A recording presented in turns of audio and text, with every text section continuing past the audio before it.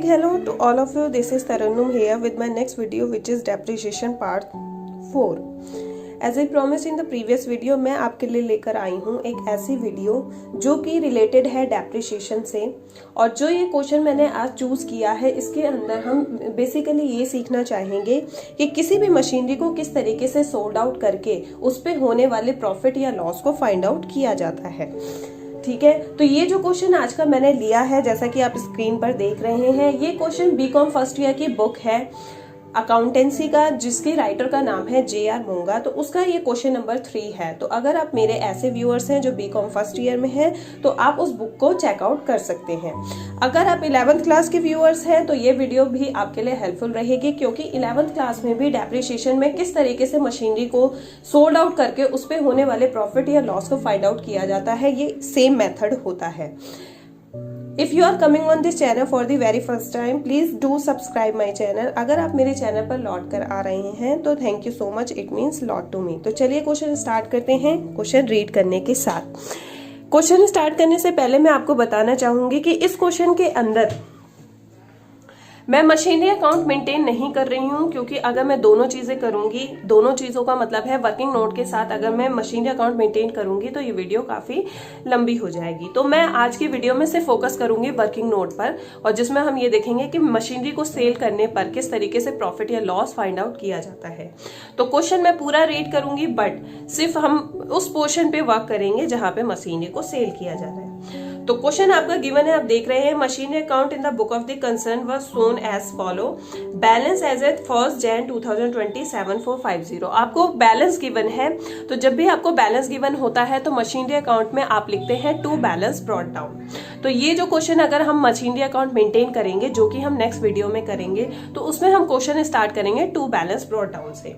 Next कहते हैं purchase of machinery on 1 जुलाई 2020 2200 का। इन्होंने एक अनदर मशीन परचेज करी है 2200 की, और इसकी डेट गिवन है आपको 1 जुलाई 2020 की। ठीक है, तो ये जो अनदर मशीनरी आप परचेज कर रहे हो उसको भी हम कहाँ मेंशन करेंगे, मशीनरी अकाउंट में। नेक्स्ट ये कह रहे हैं sale of machinery of 1 October 2020 is ₹1000। ये कह रहे हैं एक मशीनरी सेल करी है 1000 की, और उसकी डेट आपको गिवन है 1 अक्टूबर। डेप्रिसिएशन चैप्टर में आपके लिए सेल करने की डेट, परचेज करने की डेट या बैलेंस की डेट, जितनी भी तरीके की डेट गिवन होती है सारी हमारे लिए इंपॉर्टेंट होती है। ठीक है, तो आपको ये ध्यान रखना है। तो इन्होंने जो मशीनरी सेल करी है उसकी वैल्यू है, उसको सेल करने की वैल्यू आपको गिवन है 1000 की। नेक्स्ट ये कह रहे हैं original cost of machinery sold was ₹3000 on 1 जुलाई 2017। अब यहां पर ये कह रहे हैं कि जो ये मशीनें आप सोल्ड आउट कर रहे हो, देखो आपको एक बात हमेशा याद रखनी है कि जब भी आप कोई फिक्स असेट सोल्ड आउट कर रहे हो तो उसकी ओरिजिनल वैल्यू आपको पता होना जरूरी है। तो क्वेश्चन में आपको मेंशन होता है कि उसकी ओरिजिनल वैल्यू क्या है और किस डेट पर उसकी ओरिजिनल वैल्यू आपको गिवन है। तो यहाँ जैसे कि आप क्वेश्चन देख रहे हो, यहाँ पे 1 जुलाई 2017 को उसकी ओरिजिनल वैल्यू है 3000। तो 1 जुलाई 2017 से लेकर जब हमने इसको सोल्ड आउट किया है तब तक का हम चेक करेंगे कि इस पे अब तक कितना डेप्रिसिएशन लगा है। नेक्स्ट ये कहते हैं machinery is being depreciated at 10% per annum on diminishing balance of the asset. यहाँ पे जो डेप्रिसिएशन इन्होंने चार्ज किया है वो डिमिनिशिंग बैलेंस मेथड यानी कि रिटर्न डाउन वैल्यू मेथड से किया है, और रेट आपको गिवन है 10% पर एनम। तो हम भी उसी के अकॉर्डिंग ही करेंगे। ठीक है, तो स्टार्ट करते हैं कि किस तरीके से हम वर्किंग नोट में मशीनरी को सेल करते हैं। तो आज यहाँ पे स्टार्ट करते हैं। तो हम यहाँ पे कैलकुलेट कर रहे हैं, ये जो भी मैं सॉल्व करने वाली हूँ ये हमारे वर्किंग नोट का पोर्शन है। नेक्स्ट पार्ट में हम चेक करेंगे कि किस तरीके से हम मशीनरी अकाउंट बनाएंगे। तो पहले हम वर्किंग नोट सॉल्व करते हैं। तो यहाँ पे हम निकाले हैं calculation of profit on sale of machinery on 1 October 2020। 1 October 2020 को आप जो मशीनरी सेल कर रहे हैं उसको सेल करने पे कितना प्रॉफिट या लॉस हो रहा है हम वो चेक कर रहे हैं। ठीक है, तो पहले हम देखेंगे इसकी कॉस्ट जो आपको गिवन थी। तो कॉस्ट ऑफ मशीनरी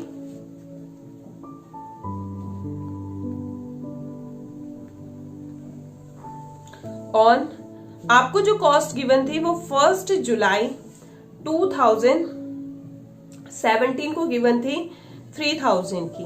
जैसा कि आप क्वेश्चन में देख सकते हैं, यहाँ पर आपको 1 जुलाई 2017 को 3000 इसकी कॉस्ट गिवन थी। ठीक है, अब इन्होंने ये बता रखा है कि जो आप इस पे डेप्रिसिएशन चार्ज करते हो वो 31 दिसंबर ईच ईयर चार्ज करते हो। तो 31 दिसंबर को हम इस पे डेप्रिसिएशन चार्ज करेंगे।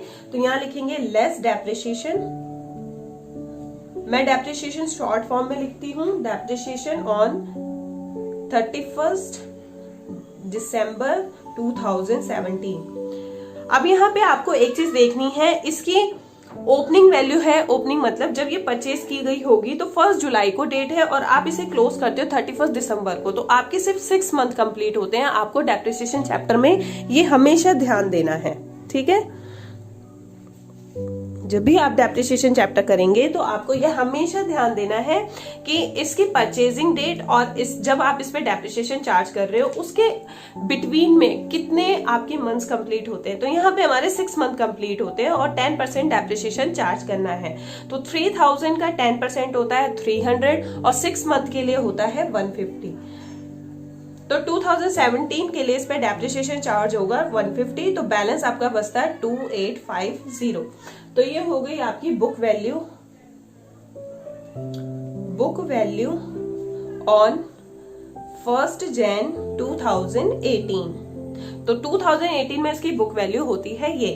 अब जो हम डेप्रिसिएशन चार्ज करेंगे वो बुक वैल्यू पे चार्ज करेंगे, और हम ऐसा क्यों कर रहे हैं, क्योंकि ये रिटर्न डाउन वैल्यू मेथड है। तो return down value method depreciation charge करने के बाद जो आपकी बुक वैल्यू बचती है नेक्स्ट डेप्रिसिएशन उसके ऊपर ही चार्ज किया जाता है। फिर से हम चार्ज करते हैं इस पे डेप्रिसिएशन ऑन 31 दिसंबर 2018। और ये डेप्रिसिएशन हम तब तक चार्ज करते रहेंगे जब तक कि हम 2020 पे ना पहुंच जाए। फिर से इसका 10% चार्ज करेंगे तो इसका 10% आएगा 285।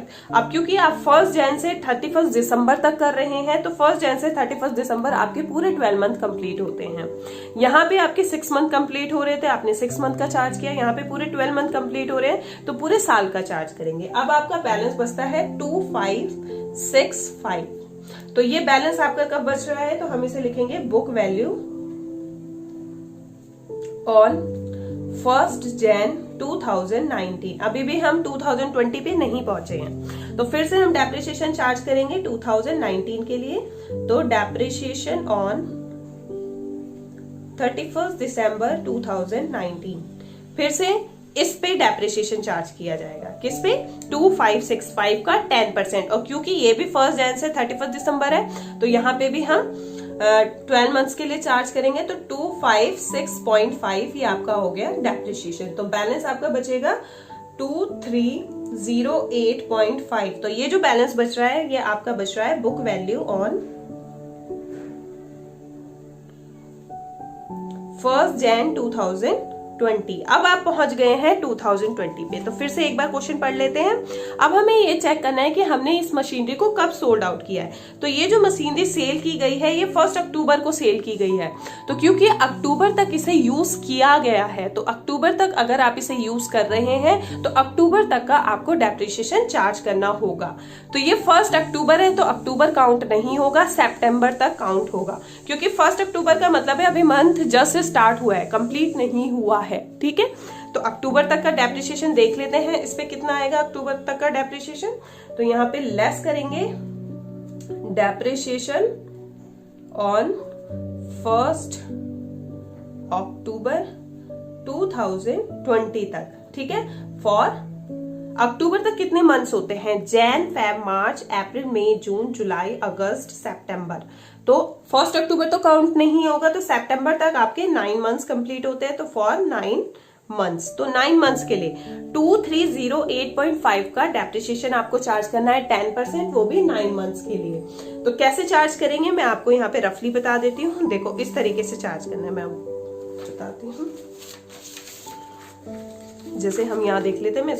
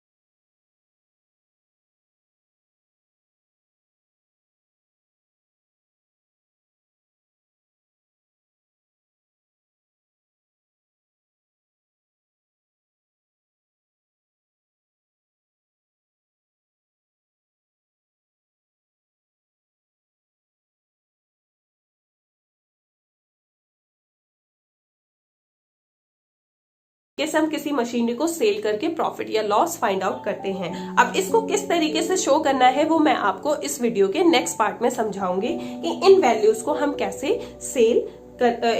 शो करेंगे। ठीक है।